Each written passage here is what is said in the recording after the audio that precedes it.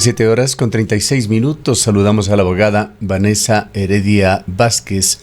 Ella es parte de la alianza Actuemos, listas 823. Es candidata suplente asambleísta, va en la misma lista de Adrián Castro y sería eventualmente su suplente en caso de Adrián Castro ser elegido como asambleísta.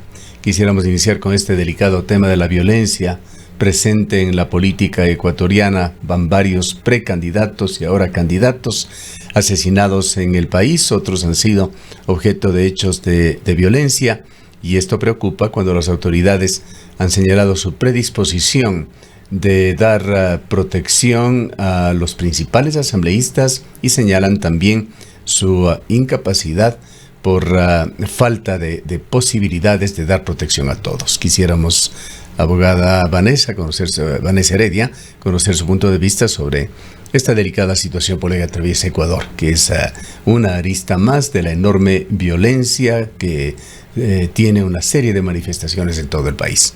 Muy buenos días, Roxana, ingeniero. Qué gusto estar aquí con ustedes compartiendo este espacio. Lamentablemente, esta noticia, al ser una muerte, es un dolor para todos los ecuatorianos, independientemente del hecho de que sea político o un ciudadano.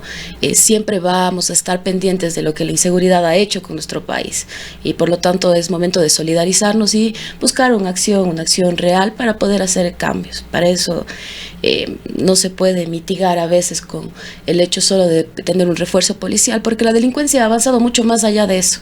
Necesitamos un cambio estructural dentro de la justicia para prevenir estos actos, y en realidad la delincuencia acarrea a todos los sectores.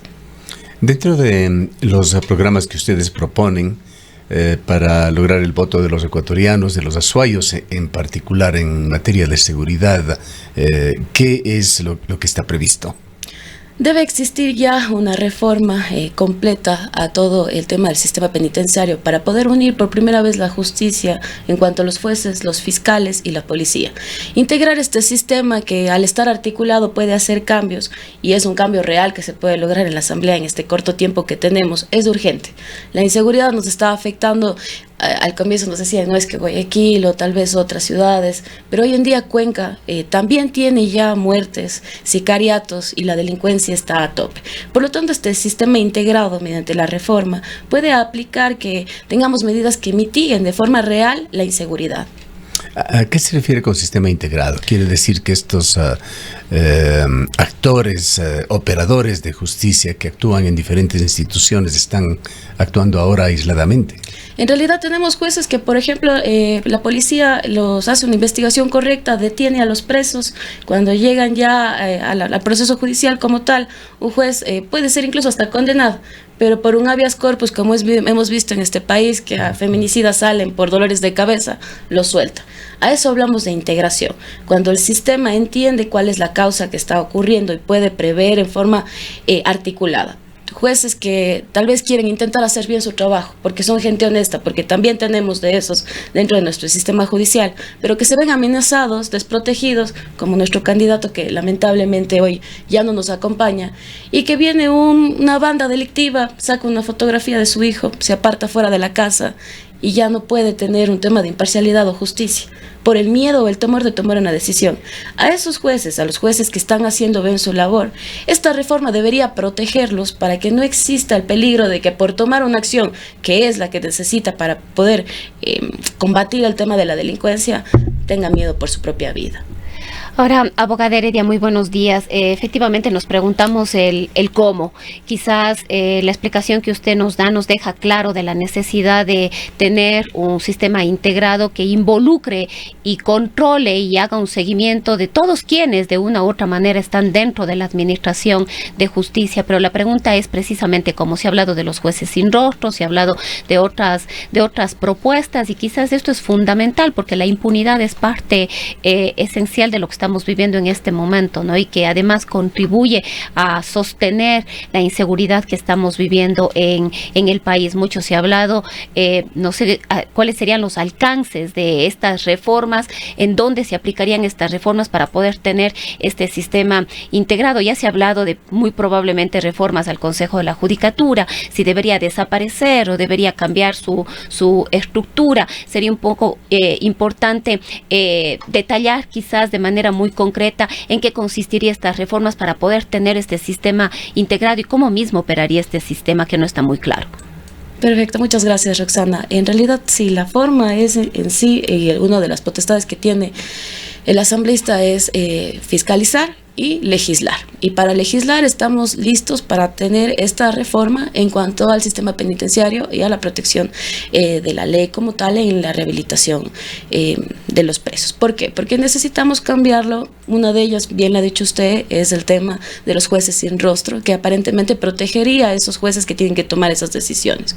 Otra reforma automática o necesaria o urgente sería regular el tema del habeas corpus como tal, para quitar esa figura que ha sido mal utilizada, hasta prostituida, por así decirlo, dentro del sistema judicial, que le ha permitido a grandes delincuentes salir hoy a estar en las calles, y bueno, ni en las calles, porque una vez que salen saben que lo hicieron mal y se van de nuestro país dejando todo la podredumbre que hicieron sin ningún tipo de justicia. Esa sería una regulación urgente, completamente viable, que se puede hacer y que la necesitamos hacer, no solo para los azuayos, sino para el Ecuador.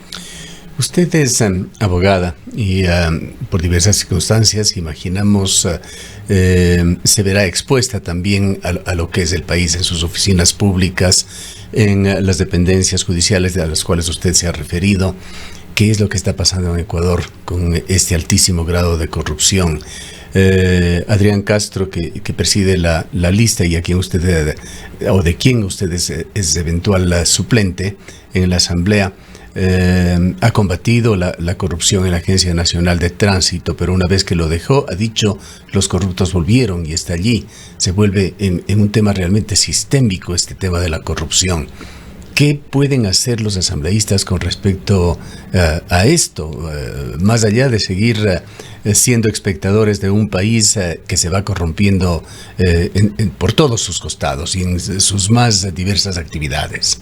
Efectivamente, Adrián hizo grandes cambios dentro de las instituciones en las que estuvo. Es por eso que hoy yo actúo como parte de su binomio. Al final la suplencia está principal o alterna no funciona en esta lista de esa manera. Nosotros trabajamos en equipo y por lo tanto vamos ahí. Ahora, en cuestión de que efectivamente al momento de salir ya, ahora tenemos de nuevo los problemas de la corrupción. Nosotros como asambleístas, una de nuestras obligaciones, no facultades, obligaciones, es fiscalizar y efectivamente esas instituciones públicas que no solamente están rayando en la delincuencia de dejar presos o de no cometer bien sus actos o sus estatutos, sino que también se meten con las compras públicas y con los bienes del Estado, como hemos visto, por ejemplo, ahora en las supuestas reformas que se está planteando para el Instituto Ecuatoriano de Seguridad Social. Los asambleístas tenemos la obligación de fiscalizar y a eso vamos. Vamos a fiscalizar, pero con una mano firme, con una voz en alto y por primera vez escuchando a los azuayos a nivel nacional para que ya no existan esto. Ahora, ¿cómo lo vamos a hacer? Porque usted me va a preguntar eso. ¿Cómo? Pues en realidad tenemos que trabajar desde el primer día. Tenemos que dar el seguimiento a las instituciones que son emergentes. Y vamos a trabajar con seguridad. Debemos fiscalizar el Consejo de la Judicatura para ver cuál es el accionar que están tomando con estos jueces que no tienen protección y con aquellos que, a pesar de tener todas las medidas, no cumplen con su trabajo. El otro tema que ha tocado usted es esta falta de peso específico de la provincia de la Suay. Estamos evidenciando en estos días, a pesar del cambio de autoridades que tienen otra actitud diferente a quienes estuvieron anteriormente en la prefectura y en la alcaldía, continúa esa especie de ignorancia a lo que pasa en la provincia de la Suay. No se atienden los reclamos de ningún tipo, ni siquiera se contestan comunicaciones oficiales. Efectivamente, uno de nuestros ejes para poder generar o creer que la gente nos debería dar el voto para llegar hasta la asamblea es eso, es combatir el tema de la descentralización. Tenemos un problema muy grande como cuencanos y como azuayos, y ahí sí vamos a hablar por la provincia entera. Afortunadamente Cuenca era antes considerada la tercera ciudad más importante del país, sin embargo eso hace mucho tiempo dejó de ser cierto.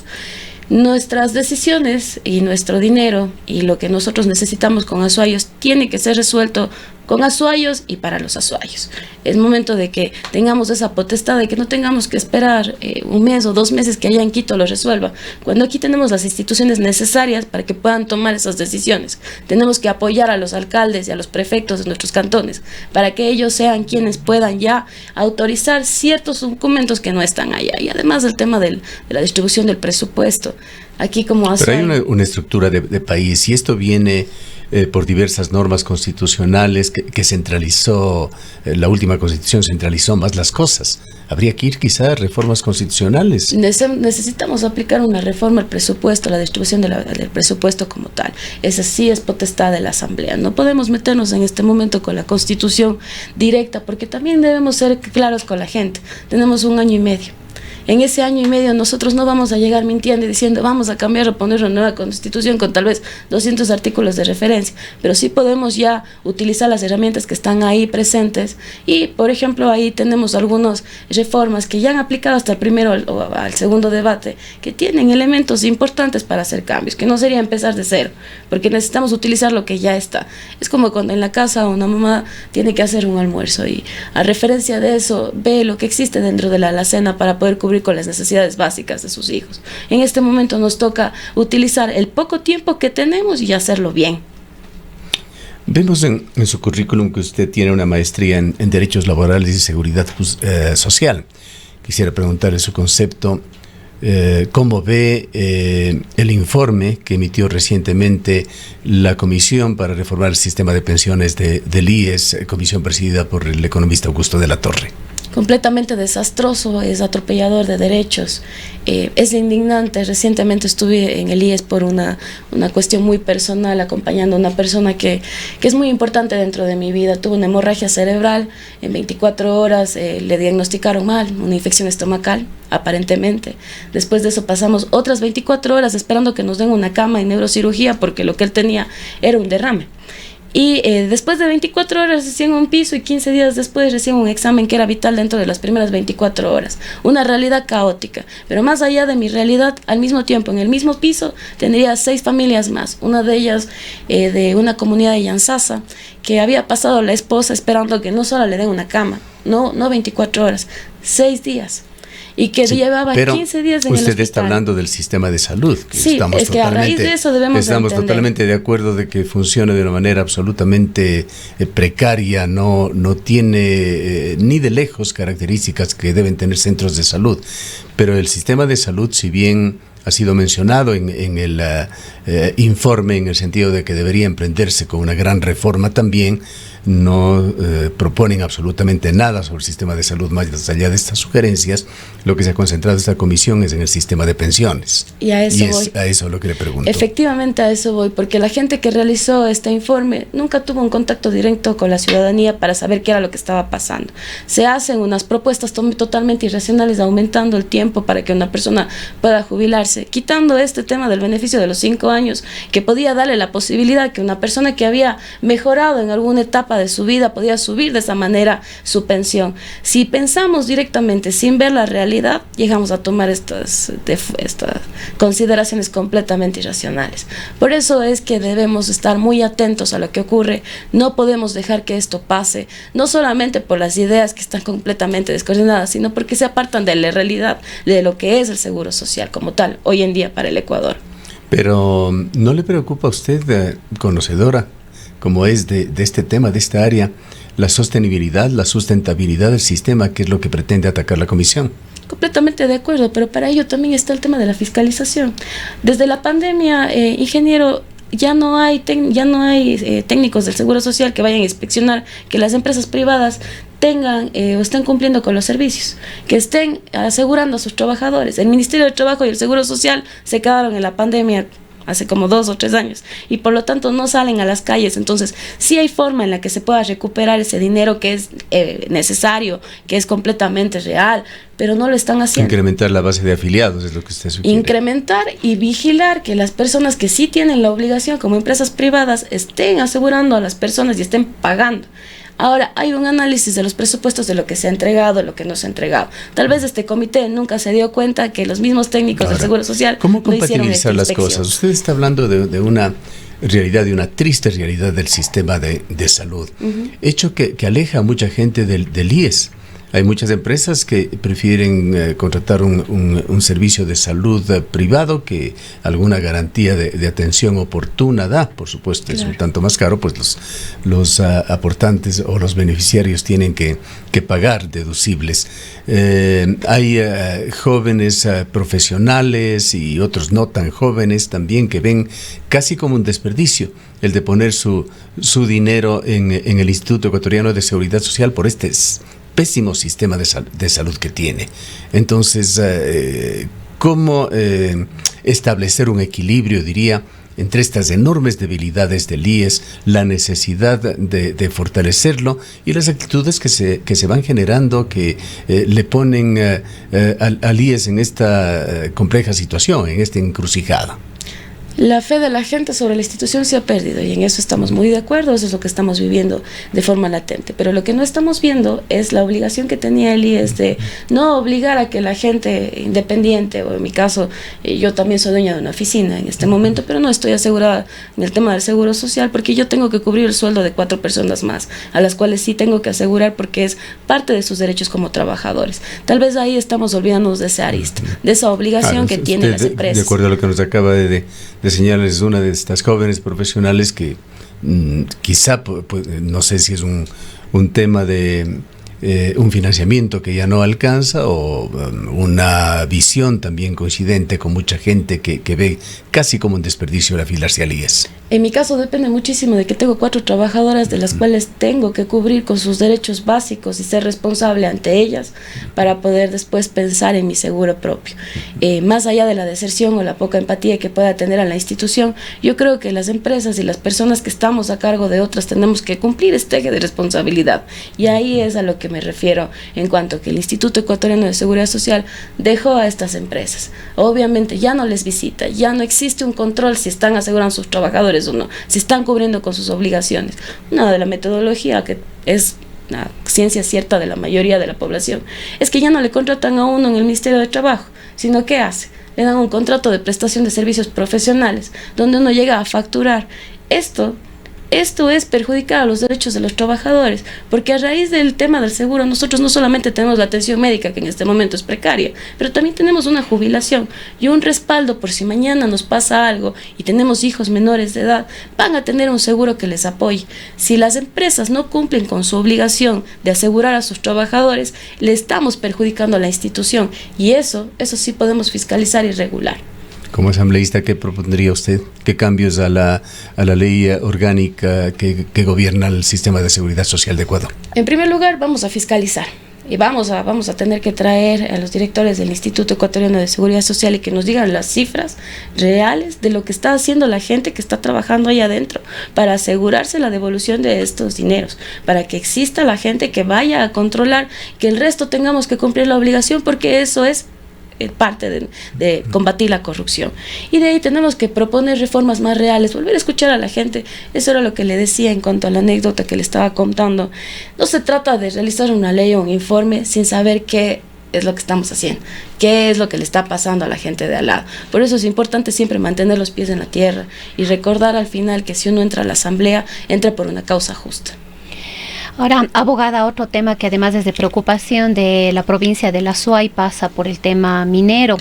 Actualmente vemos con esta aplicación de la consulta previa un caos, definitivamente un caos, con una serie de enfrentamientos. Por ejemplo, en Las Nieves, situaciones muy similares se han dado acá con la implementación o intento de implementación de la minería. Con Otto Sonnenhösner podríamos creer que efectivamente él va a continuar apoyando el proceso extractivo aquí en el país, aunque el Yasunido podría marcar una diferencia, sobre todo en la necesidad de repensar el modelo económico. No obstante, podríamos efectivamente creer que Otto Sonnenhösner, de lo que le hemos escuchado, estaría fomentando el no dejar de extraer y más bien seguir con el proceso que se ha venido viviendo desde los últimos mandatarios en torno a la minería. Aquí tenemos 2 concesiones que están detenidas por temas jurídicos, tanto en Río Blanco como en Loma Larga. Desde la Asamblea Nacional, ¿cuál será la posición de ustedes y sobre todo si han podido conversar de estos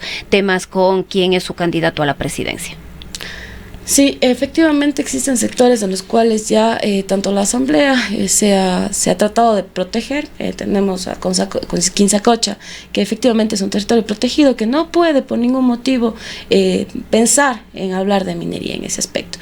En cuanto al tema de Yasuní, tenemos que estar en observación qué es lo que decide el pueblo ecuatoriano. Estaremos, en mi caso muy personal, no estoy de acuerdo con la explotación del Yasuní.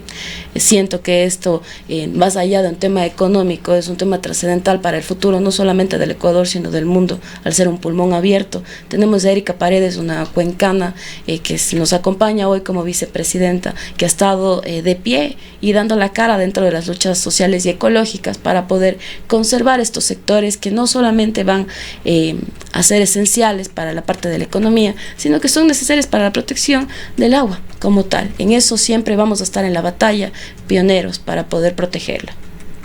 Habíamos hablado con el candidato Adrián Castro justamente sobre estas candidaturas, estos proyectos, hablando de las alianzas más bien bastante heterogéneas.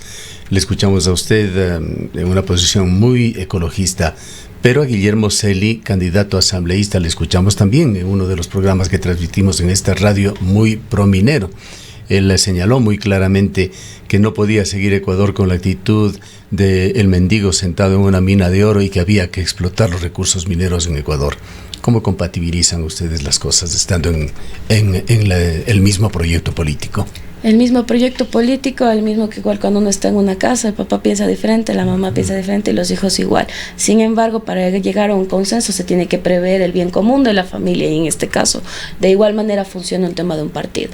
Para nosotros, como tal, si bien tenemos diferentes ideas concretas sobre esto, debemos llegar a un equilibrio para poder entrar en ciertos territorios en los que nunca va a haber minería y en sectores en los que se podría aplicar, pero ojo, una minería completamente responsable, una minería con todas las herramientas para causar el mínimo estrago posible, que ahí es momento que cuando a mí me decían alguna vez usted es izquierda o de derecha, no existe la izquierda y la derecha hoy en día, lo que existe es una causa justa y la causa justa tiene que venir un parámetro de cómo va a ser el accionar de uno. Bien, ¿algo más que le gustaría a usted señalar a la ciudadanía? Bueno, decirle a la gente que sí, muchas de las veces los jóvenes no queremos estar en política y es ese rechazo de la porquería que se ha venido haciendo. La asamblea es una asamblea que ha sido nefasta completamente y si hoy estoy aquí es porque me cansé de estar de espectadora sin poder llegar a hacer una acción real. Y que para que puedan votar, lo principal sería revisar la hoja de vida de los candidatos, saber quién tiene problemas ya con fiscalía, con función judicial, quién no ha cumplido y quién ni siquiera asegura a sus trabajadores, que eso ahí denota que van a ser unos muy buenos o malos asambleístas. Muchísimas gracias por el espacio. Usted ha venido actuando como activista anteriormente. Sí. ¿En qué áreas? En realidad yo trabajo en algunas áreas, dentro de ellas del tema del colectivo feminista. Yo estoy parte íntegra y siempre hemos estado intentando buscar no la protección de la mujer, porque eso ya se viene dado por instituciones, sino que nosotras por primera vez tengamos voz y voto y que nuestras acciones y lo que se decida sobre nosotros sea con nuestra opinión, sea con nuestro respaldo. También pertenezco al grupo de rescate animal. Hoy en día soy abogada ya de 5 grupos activistas que hacen esta gran función y labor muy pesada de ir a las calles, rescatar a estos animalitos que están siendo amarrados y que después son perseguidos por los mismos, a los agresores que les quitamos los animales. Entonces estoy abogado de 5 ya hogares de rescate animal y también he pertenecido al Consejo Consultivo de Jóvenes. Tuve la oportunidad de formar todos los consejos consultivos en Gualaceo por primera vez y soy parte de la directora de captación de los jóvenes empresarios, AGE. Muy bien, quizá algo relevante por su juventud. ¿Qué edad tiene? Tengo 29 años. Bien, le agradecemos. Han escuchado a una de las opciones que se encuentra dentro de las listas 823 de Actuemos, la abogada Vanessa Heredia Vázquez, candidata a reemplazar como es suplente de la candidatura de Adrián Castro, quien a su vez preside las listas de esta alianza Actuemos aquí en la provincia de La Suay. Son las 8 de la mañana.